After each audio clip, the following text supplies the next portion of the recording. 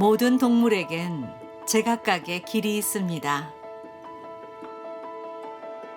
사나운 천적을 피하고 먹잇감을 구하기 위해 터득한 생존의 길입니다. 동물이 가장 먼저 만들었을 이 길. 단순히 사람의 등산만을 위한 탐방로가 아니라 동물과 사람이 같이 어우러지고 같이 만날 수 있는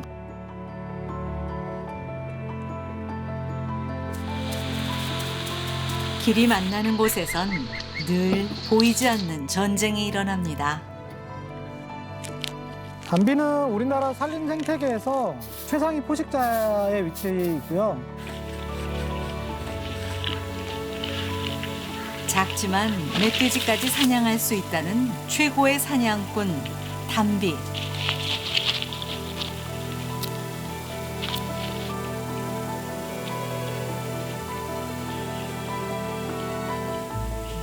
이 귀여운 녀석 담비를 통해 우리 숲이 들려주는 야생의 길을 만나봅니다.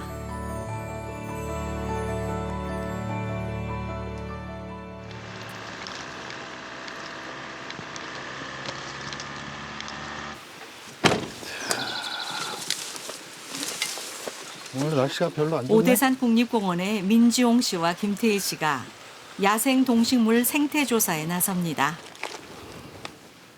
여기는 나중에 박쥐가 들어올 만 하겠다. 다음에 박쥐 예, 계절별로 한 번씩 봐주세요. 생태 조사와 보호가 임무인 이들은 뭐든 그냥 지나치는 법이 없습니다. 이건 멧돼지의 흔적이며 깨진 잣씨는 오색 딱따구리의 소행입니다. 자, 이게 이제 사슴과의 털인데 딱 꺾으면 가게지게 이렇게 딱 꺾여요. 우리 머리카락은 이렇게 안 되잖아요. 이렇게 꺾인다는 거는 빨대 같은 거라고 생각하시면 돼요. 그래서 속이 벼 있다는 거. 동물은 흔적을 남기고 그 흔적을 따라가면 길이 보입니다.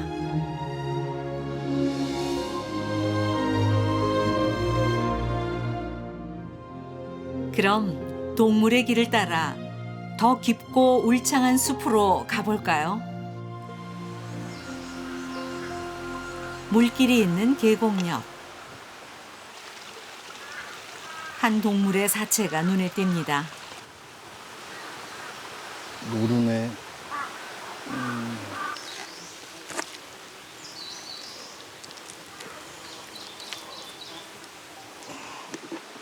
어쩌면 물을 마시러 왔다가 참변을 당했을지도 모를 노루. 죽은 지 2, 3일밖에 안 된 거는 확실하고요. 뼈 끝에 이빨로 씹힌 자국이 확실하게 나타나고 있어요. 날카로운 송곳니를 가진 동물의 짓이라는 게 확실합니다. 도대체 이 덩치 큰 노루를 급습한 녀석은 누굴까요? 먹잇감이 있다는 걸 안 이상 녀석은 반드시 이곳을 다시 찾을 겁니다. 범인이 누군지 꼭 알려줘.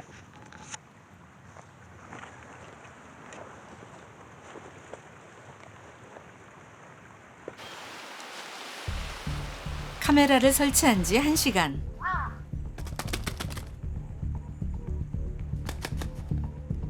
눈에 띄지 않던 까마귀들이 때로 몰려듭니다. 주로 동물의 사체를 먹고 사는 녀석들이죠. 그날 밤 너구리가 먹잇감을 끌고 갑니다. 하지만 노루를 사냥할 정도의 녀석들은 아니죠. 그렇다면 범인은 누굴까요?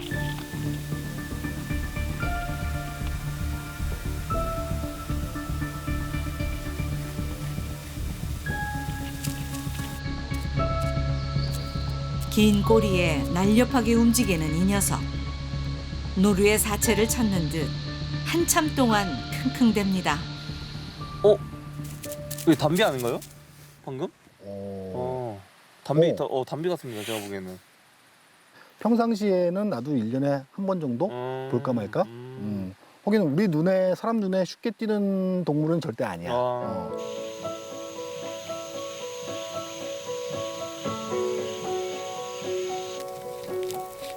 담비입니다.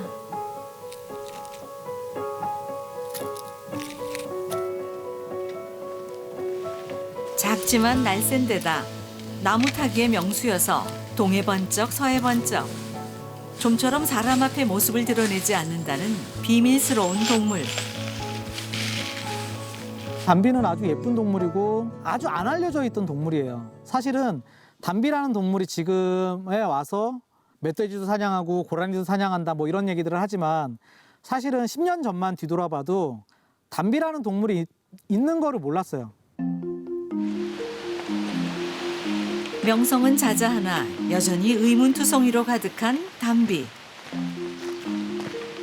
담비의 비밀을 풀기 위해 제작팀은 강원대학교 야생동물연구팀과 함께 100여 대의 카메라를 설치해 살펴보기로 했습니다.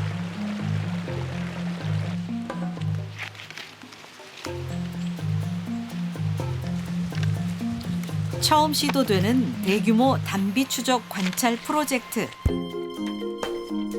장소는 월정사 인근입니다.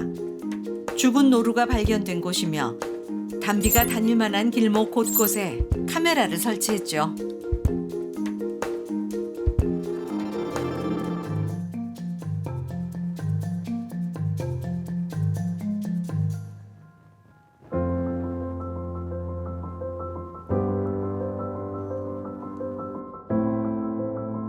설악산과 지리산을 잇는 백두대간의 허리. 오대산은 예로부터 골이 깊고 바위가 적어 야생동물의 낙원이라 불렸습니다.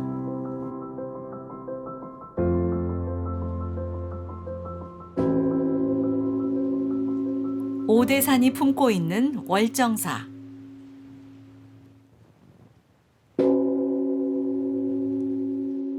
범종 소리와 함께 하루가 시작됩니다.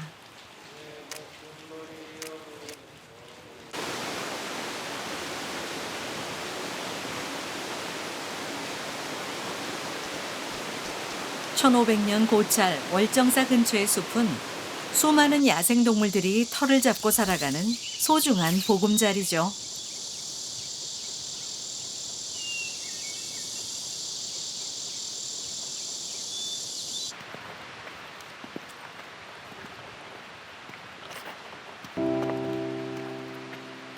아침 산책인 포행은 스님들에겐 중요한 일과이자 묻 생명과 만날 수 있는 수행의 한 과정입니다. 나와봐. 와. 이거 봐. 잘 잤어? 아이고 맛있어라. 아이고 맛있어. 아이고 잘 잤어요.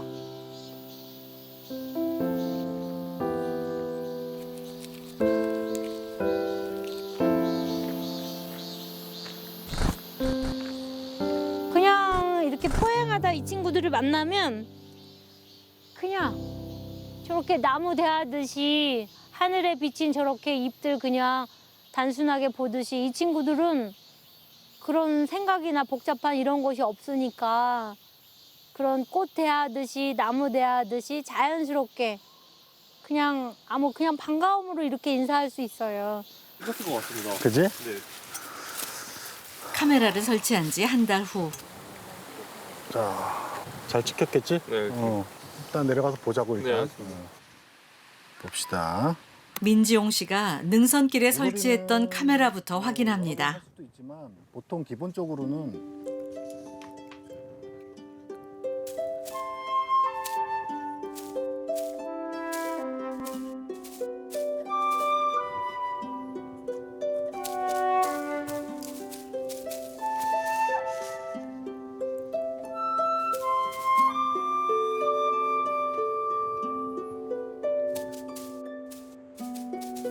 놀랍게도 삭, 오소리, 노루, 청설모, 그리고 고라니, 너구리, 멧돼지, 고슴도치에 이르기까지 거의 모든 동물들이 같은 길을 이용하고 있습니다.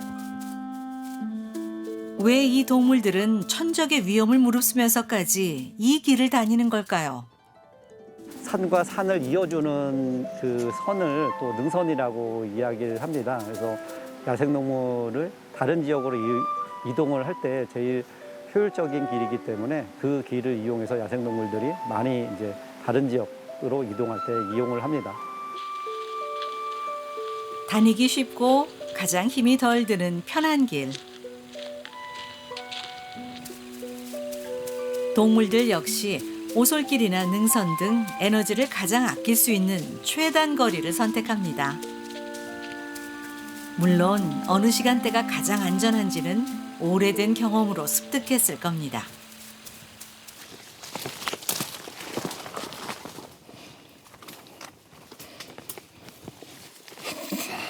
그렇다면 그 많은 야생동물들이 카메라에 잡혔는데도 왜 우리가 찾고 있는 담비는 전혀 모습을 드러내지 않는 걸까요? 동욱 씨, 그냥 막 가지 말고 틈틈이 담비 흔적 나올 만한데 잘 체크하면서 가요. 알겠습니다. 조심해, 천천히.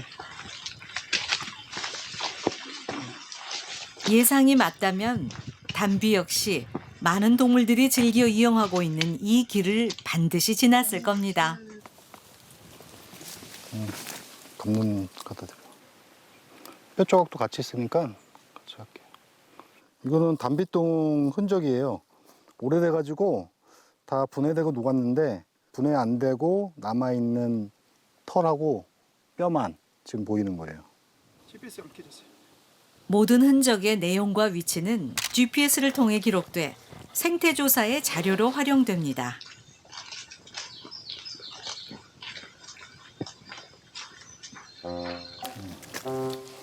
잠시 뒤 길 한가운데서 발견된 살개똥. 이건 살개똥인데 대부분이 다 털하고 뼈예요. 보면은 이 안에 이 똥을 분해하는 보라 금풍뎅이들이 막 꼬여 있잖아요. 12시쯤에는 배설을 하고 갔다는 얘기인데 그 정도로 야생동물들이 낮에도 활동할 정도로 야생 환경도 좋고 사람 이용료는 많지 않고 그런 곳이죠. 사람의 왕래가 적은 곳인데 길이 잘나 있다면 틀림없이 동물이 많다는 증거입니다. 그렇지. 사이즈가 똥을 넣는 오랜 추적 끝에 찾아낸 담비의 똥. 이 똥을 분석하면 녀석의 행적이 조금씩 드러날 겁니다. 똥을 싸는 거는 자기의 영역 표시가 강하기 때문에 다른 동물한테도 보여주기 위해서 똥을 쌌다는 거예요. 뒤집어 생각하면은 이 길을 다른 동물들도 많이 이용하고 있다는 거죠. 그렇다면 담비의 똥엔 뭐가 들어있을까요? 국립공원 생물보존원을 통해 자세히 분석해봤습니다.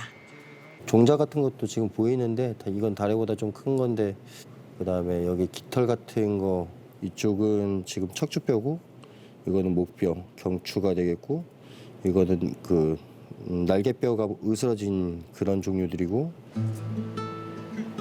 담비의 똥에선 새의 깃털이 다량 발견됐습니다. 이처럼 담비는 겨울엔 주로 크고 작은 동물을, 여름엔 다래 등 과일류를 먹는 것으로 알려져 있죠.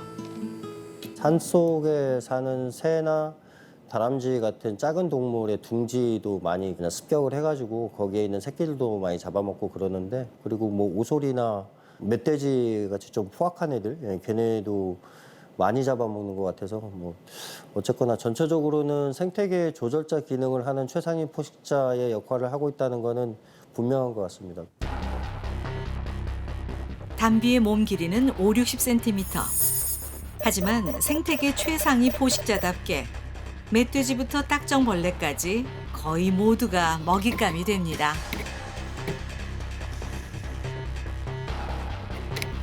그렇다면 담비가 최고의 사냥꾼일 수 있는 비결은 뭘까요?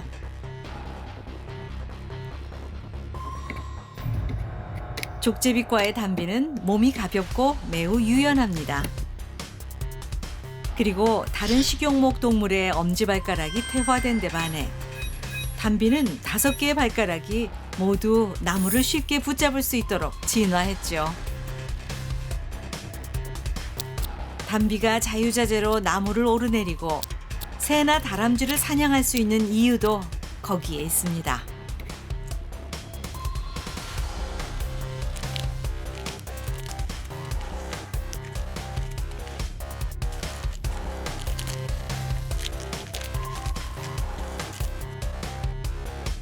또 작은 덩치에도 불구하고 입안엔 큰 송곳니가 있으며 턱 힘은 사냥감의 뼈를 단숨에 부술 만큼 강력합니다.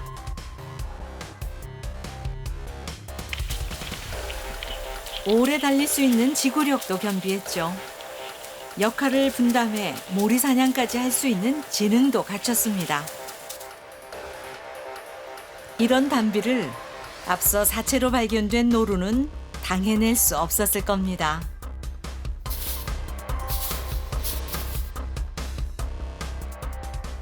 담비는 호랑이나 표범, 늑대가 사라진 한반도의 생태계에서 최상위 포식자의 위치이고요. 우산종의 역할을 한다고 얘기를 하는데요. 우산종은 그 정점에 있는 담비 같은 동물, 하부에 있는 동물들까지 함께 보호할 수 있다고 우산 같은 역할을 한다고 우산종이라고 하는데요. 고라니라든가 노루라든가 청설모, 다람쥐, 삭 이런 동물들도 함께 보호가 될 수 있는 그런 역할을 하고 있습니다. 우리가 잠든 사이 도대체 숲에선 어떤 일들이 벌어지고 있을까요?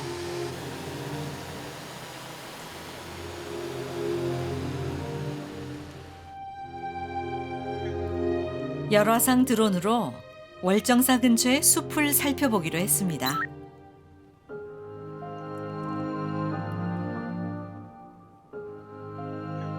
천적을 피해 낮 동안 숨어 있다 밤에 나와 배를 채우고 있는 노루와 고라니.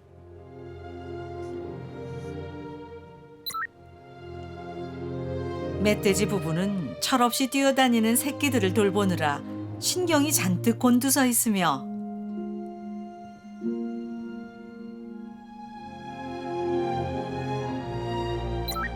가파른 바위에 올라서도 사냥은 경계를 늦추지 않습니다. 최상위 포식자 중에 하나인 삭도 느릿느릿 출근길에 나서는군요.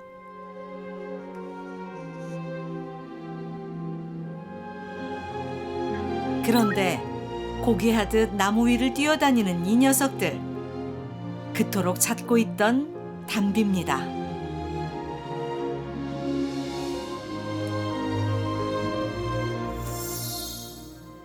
국립환경과학원 연구에 따르면 담비의 행동권은 반달 가슴곰 다음으로 넓은 여의도 면적의 9배에 달하는 것으로 나타났습니다.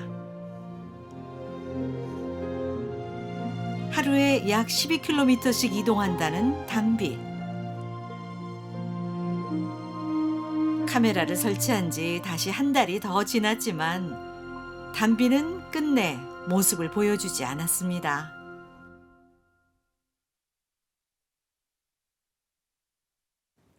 이곳은 최근 담비가 심심치 않게 목격되고 있다는 경기도 포천시에 있는 국립수목원입니다.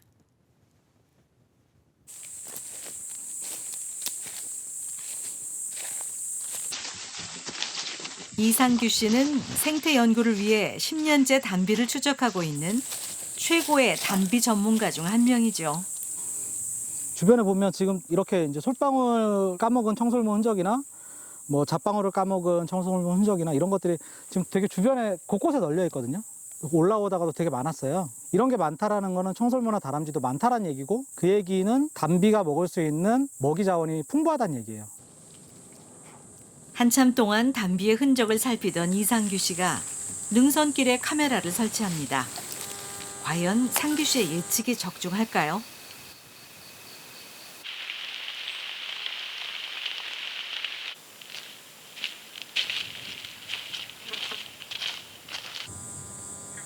일주일 후 9월 15일 날 담비가 왔네요.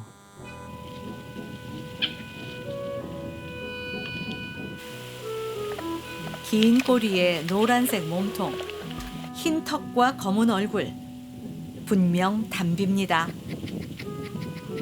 담비가 생각할 때는 여기에 지금 자신의 흔적을 남기기가 좋다라고 생각을 한 것 같고요. 자기 채취를 남기는 그런 행동들, 그런 여러 가지 행동들을 하는 모습들이 여기 지금 같이 보이고 있습니다. 그런데 유독 한쪽 발에 흰색을 띠고 있는 이 녀석. 마치 흰 양말을 신은 것 같은데요. 녀석을 따라가면 담비의 이동로를 알 수 있지 않을까요? 형광색 줄을 이용해 추적해 보기로 했습니다. 그러나 얼마 가지 않아 유령처럼 사라져버린 담비.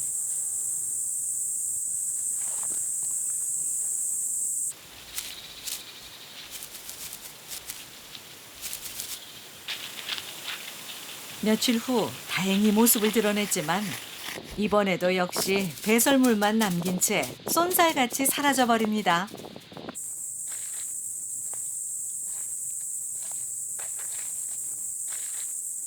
다시 시작된 담비 추적. 담비의 길은 울창한 숲의 능선길을 따라 2km가량 이어져 작은 봉우리에 이릅니다. 여기입니다.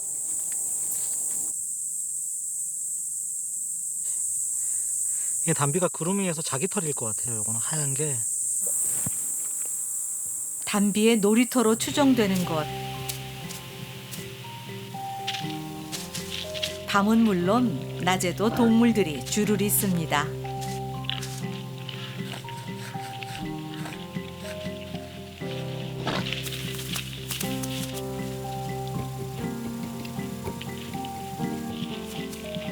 단숨에 덩치 큰 멧돼지의 무리를 쫓아내고 자리를 독차지한 담비들.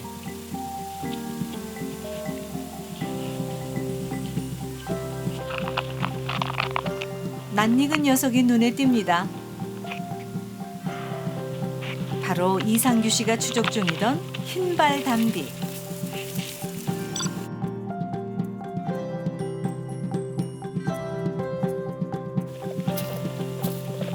그런데 함께 어울리고 있는 녀석들 중에 앞발 2개에 모두 흰 양말을 신고 있는 녀석이 있습니다. 이건 뭘 의미할까요?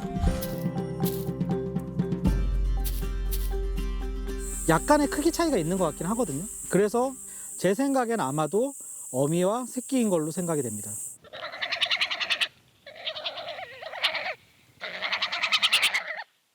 한 마리의 어미와 3마리의 새끼. 이 무리는 한 가족이었던 겁니다. 암컷과 수컷이 따로 활동을 하는 걸로 알려져 있고 5월쯤에 새끼를 낳아서 그 다음에 새끼를 낳기 직전까지 새끼들이랑 같이 댕긴다라고 알려져 있습니다. 야생동물의 활동이 가장 활발한 5월의 숲.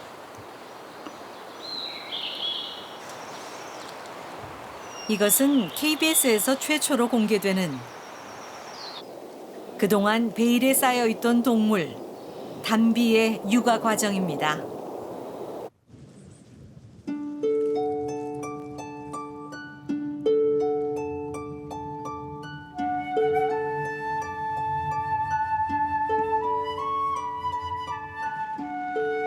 텅 빈 나무 속 가장 은밀한 곳에 잠들어 있는 태어난 지 얼마 안 된 새끼 담비. 어미 담비는 살기나 오소리, 너구리로부터 새끼를 보호하기 위해 자주 둥지를 옮기는 것으로 알려져 있습니다.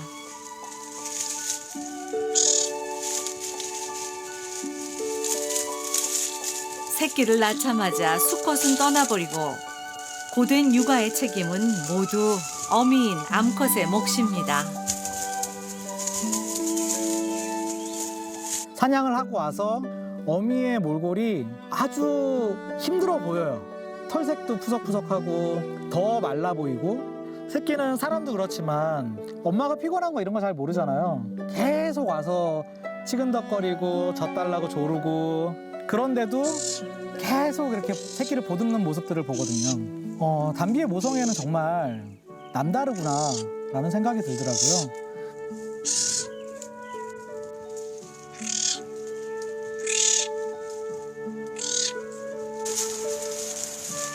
어미의 젖을 먹으며 하루하루 성장해가는 새끼 담비들. 과연 이 새끼 담비들은 잘 자라 내년 봄 무사히 어미 곁을 떠날 수 있을까요? 5 남자가 있다 해서 생겨난 이름 오대산. 산 높고 골 깊은 이곳 날씨는 변화무쌍하죠.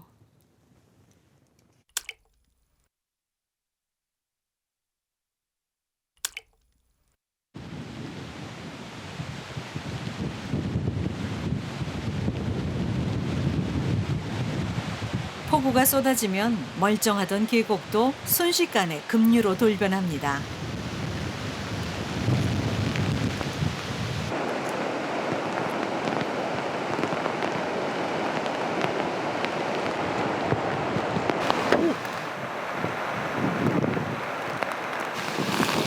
하마터면 대형 사고로 이어질 수 있었던 아찔한 순간. 다행히 국립공원 관리요원들이 나서 즉시 현장을 수습합니다.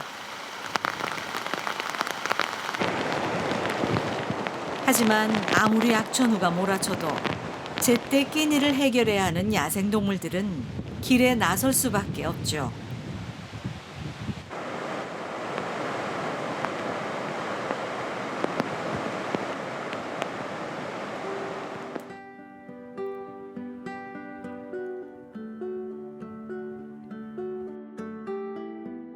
일반인의 출입이 통제되고 있는 해발 1070m의 질매늪.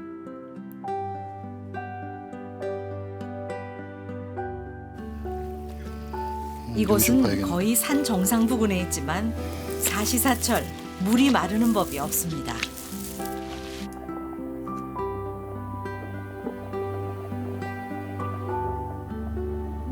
이탄 습지고 고산 습지예요. 그래서 다른 데서는 찾아보기가 정말 어려운 습지예요. 그만큼 생태적으로도 가치가 굉장히 크기 때문에 오대산에서도 그만큼 이 작은 습지가 차지하는 그 생태적 역할이 굉장히 크다고 볼 수 있는 거죠. 이탄 습지란 각종 식물의 퇴적층이 쌓인 곳에 물이 고여 있는 독특한 지형을 말합니다. 현재 오대산에 서식하는 생물종은 3,500여 종에 달합니다. 이 중 질매늪에 사는 동식물만 약 2,100여 종. 심정과 같은 역할도 해주고 허파와 같은 역할도 해주고 콩팥과 같은 역할도 해주고 물도 걸러주고 물도 담았다가 수위 조절도 해주고 야생동물들의 굉장히 중요한 은신처, 먹이처, 새로운 서식지도 되고요. 물은 생명을 부르죠.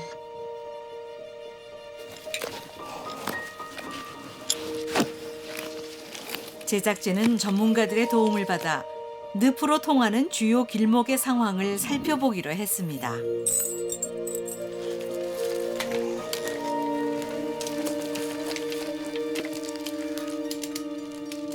야생동물의 통행에 방해되지 않도록 나무 위에 설치된 관찰 텐트.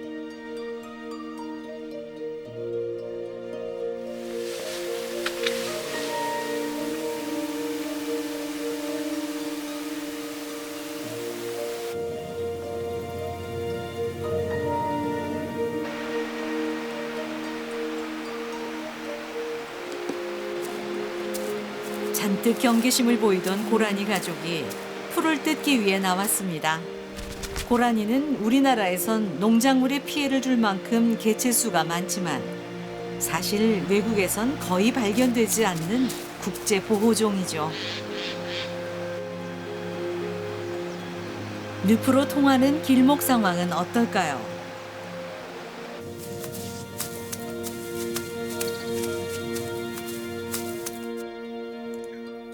관찰 결과 고라니, 너구리, 삭, 멧돼지 등 다양한 동물이 시간을 달리하며 질매늪으로 이어진 길을 오갔습니다. 약자는 은밀히 움직여야 살아남을 수 있습니다. 그렇게 숲의 길 하나하나는 야생동물에게 생존과 직결되는 문제죠.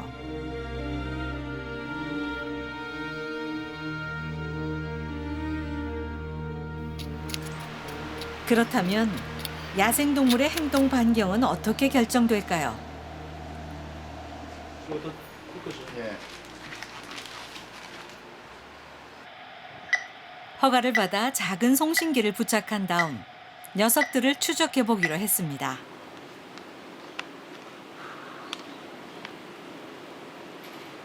이게 그 털에다가 붙이는 거라 그래서 나중에 이제 털갈이 하거나 할 적에 자연스럽게 이제 예. 펴졌다 할 때 사이즈가 대상은 다람쥐와 고슴도치 그리고 오소리. 이동 속도와 먹잇감, 크기가 모두 다른 녀석들입니다.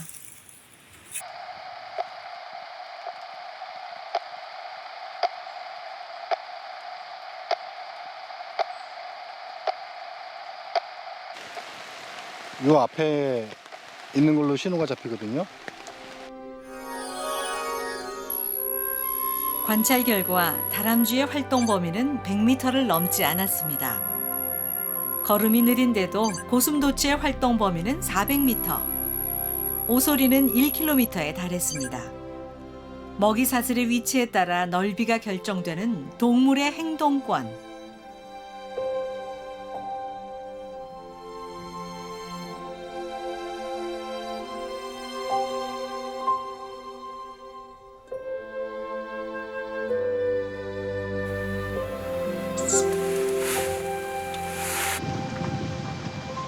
오늘은 한 달에 한 번 야간 야생동물 생태 조사가 있는 날입니다.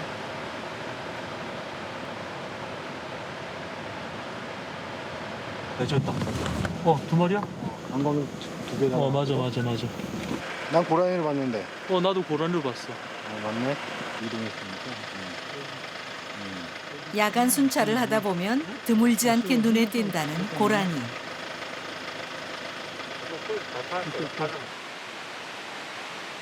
하지만 요즘 이들이 애써 찾고 있는 녀석은 따로 있습니다.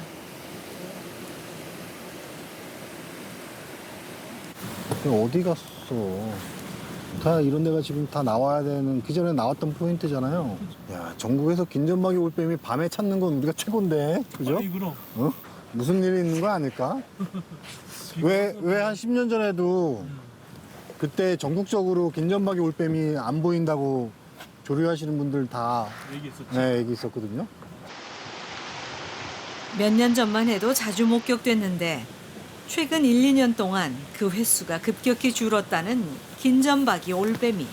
이집 어디 있어? 긴전박이 올빼미 봤어요. 날랐어 근데.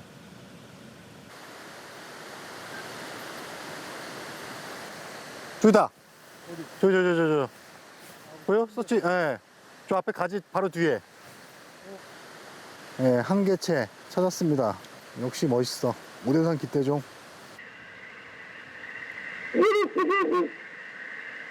긴전박이 올빼미는 멸종위기 야생동물 2급이자 오대산 생태의 기대종이기도 합니다.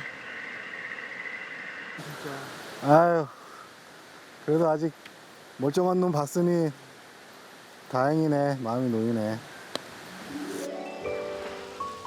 기대종이란 멸종 시 생태계의 균형이 깨져 종의 다양성 유지에 필수적인 동물을 말하죠.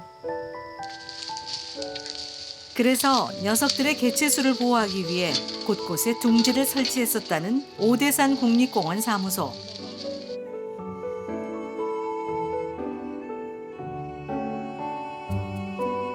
다행히 여러 개의 인공 둥지에 올빼미가 찾아와 번식에 성공했습니다.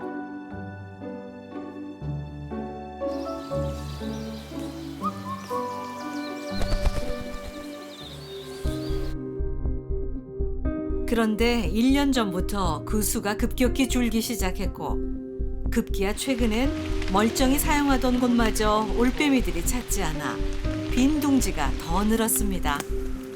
볼까요? 저기 벌레집도 지금 들어가 있는 거죠. 보이잖아요. 그죠? 그러니까 잘 사는 줄 알았는데 둥지를 안 쓰면은 주변에서 저희 눈에 좀 띄고 보였어야지만 했는데 그게 또 안 보이고 하니까 저희는 또 다른 걱정이 생기는 거죠. 또 다른 무슨 위협이 있는 건지 아니면 무슨 일이 있었던 건지. 이거 뭐 설치돼 있고 무슨 영문일까요? 다른데 그렇지만 결국 2년 전에 설치해뒀던 관찰 카메라를 깜빡이 분석해 정리하고 보기로 합니다. 있네.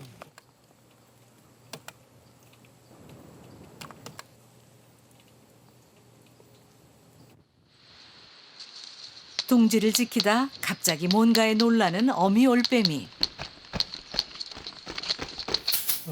새끼들이 뭐가 있는 것 같은데? 오 있네. 그죠? 움직이네. 오. 뭐야? 아야 새끼 가자. 한 마리 하나 물어갔죠. 다시 왔다. 야, 담비가 왔다 갔구만.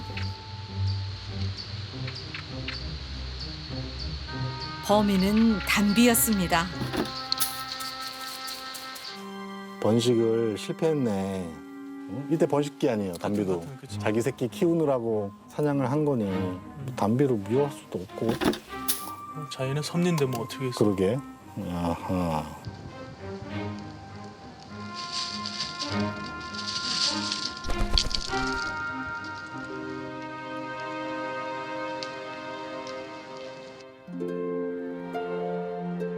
오대산의 숲이 더욱 울창해집니다.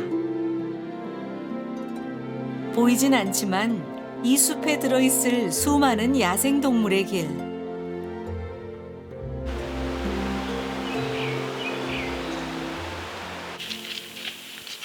오늘도 드물지만 능선길에 사람들이 지납니다. 하지만 이곳은 야생동물의 길이기도 하죠.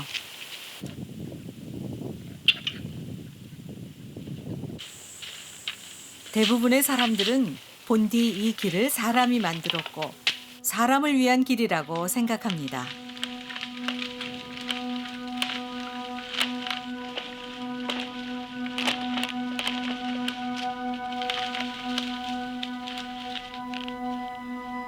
통행의 장애물로만 여겼던 쓰러진 나무.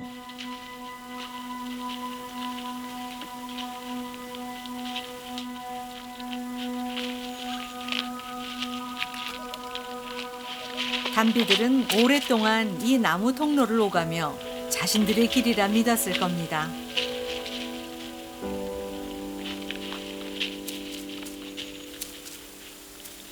하지만 나무 통로가 사라지자 담비들은 길을 잃고 말았죠.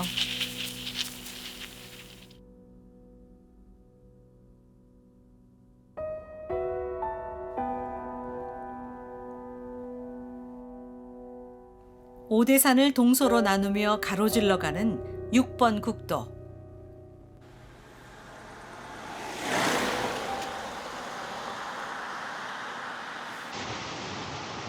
민지용 씨는 이곳을 지날 때마다 몇 번씩 차를 세우곤 한답니다. 잠깐만요.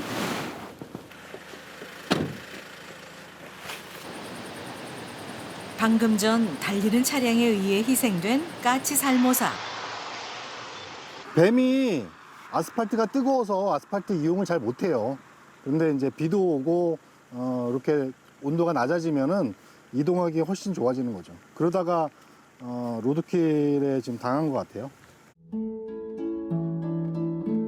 왕복 4차선인 6번 국도 위에 설치된 육교형 생태 통로.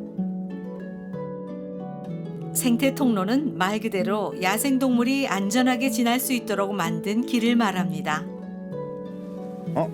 여기 지금 생태통로를 이용한 사기 배설한 흔적이 보이고 있어요. 지금 분변 색깔로 봤을 때는 시간이 오래 지나면은 하얗게 변하는데 지금 이삭 분변 같은 경우는 시간이 많이 지나지 않은 분변입니다. 여기 보시면은 이게 전형적인 그 오소리의 먹이 활동과 배설 형태를 나타내는 겁니다. 이거는 이제 칡칡나무 열매를 먹은 흔적으로 볼 수가 있습니다. 지금 시간이 많이 지나가지고 아마 냄새도 이제 안 납니다.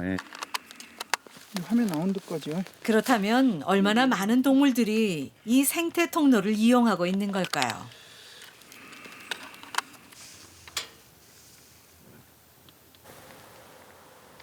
제작진은 생태 통로에서 100m쯤 떨어져 살펴보기로 했습니다.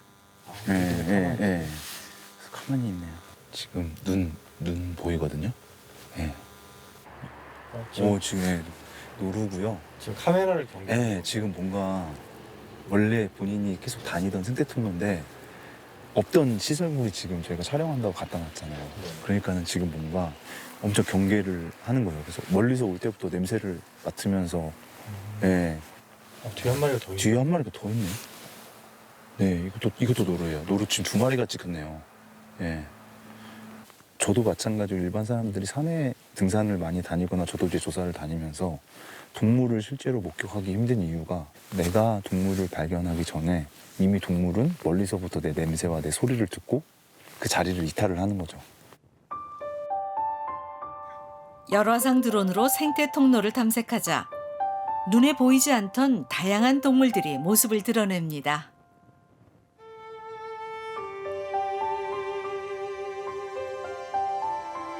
고라니를 비롯해 족제비과에 속하는 야행성 오소리. 예전엔 흔했지만 요즘엔 찾기 힘든 메토끼도 보입니다. 너구리네요, 너구리. 이게 저게 너구리가 그 전형적인 특징이에요. 한 마리인 경우보다 2마리인 경우가 대부분 더 많아요. 우리나라가 이제 도로 밀도가 굉장히 높습니다. 그래서 이제 너구리 행동권 안에는 약 2km의 도로가 나 있는 거예요. 로드킬에 굉장히 취약할 수 있다는 거겠죠, 또. 네. 생태 통로로 모든 문제가 해결되진 않죠. 국립생태원이 밝힌 한 해 로드킬 사고 건수는 약 34,000건.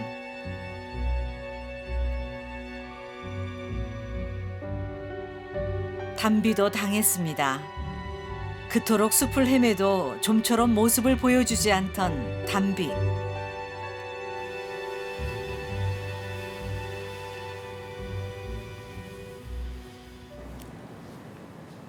담비는 2008년부터 국립생태원과 국립환경과학원이 함께 연구하고 있는 멸종위기 야생동물 2급인 동물입니다.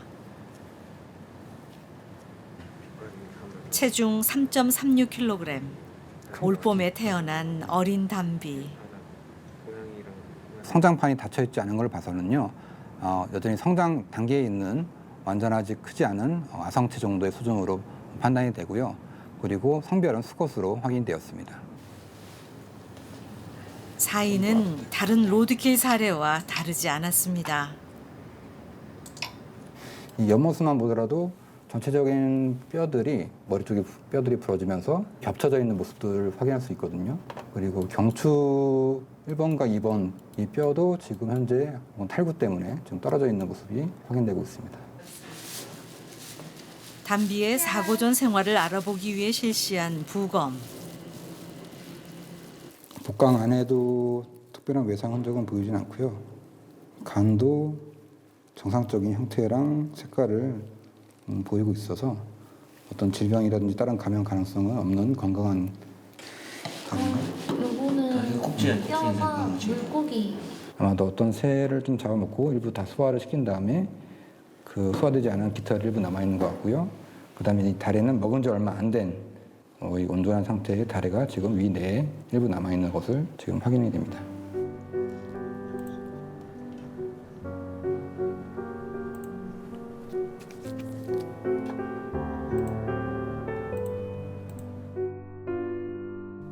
살아 있었다면 어미를 따라 나무 위를 뛰어다니며 다래를 따먹고 새를 쫓고 멧돼지 사냥에 나섰을 담비.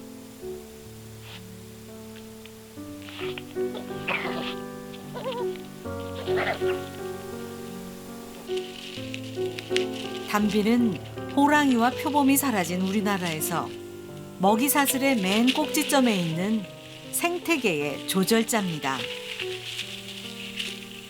우리 눈에 잘 띄지 않지만 이 길 위에 담비가 다닌다는 건 그만큼 숲이 건강하다는 의미죠.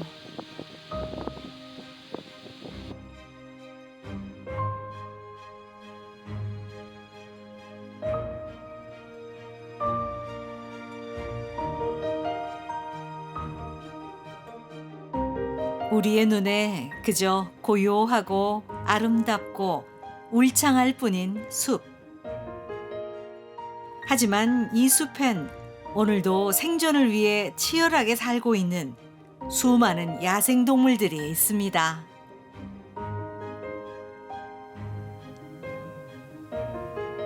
지난 20년 넘게 오대산 야생동식물 생태조사와 보호를 숙명처럼 여기며 묵묵히 걸어왔던 두 사람.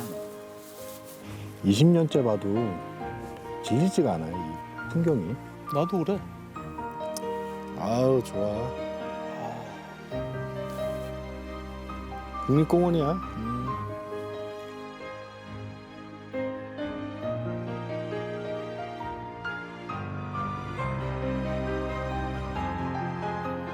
제 목표는 그래요. 오대산의 모든 생물들과 만나서 다 친구 먹는 거.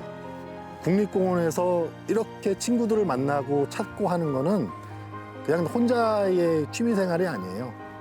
이 친구들을 보호하기 위해서예요. 그게 국립공원의 목적이고요. 이 친구들을 보호하려면은 이 친구들이 어디에 어떻게 얼마나 어떤 위험 안에서 살고 있는지를 정확히 알아야 돼요. 보호하려면 알아야 되는 거예요, 먼저. 들리시나요? 숲이 들려주는 이야기. 우리에게 보이지 않지만 숲엔 수많은 길이 있습니다. 그 길의 주인은 동물입니다.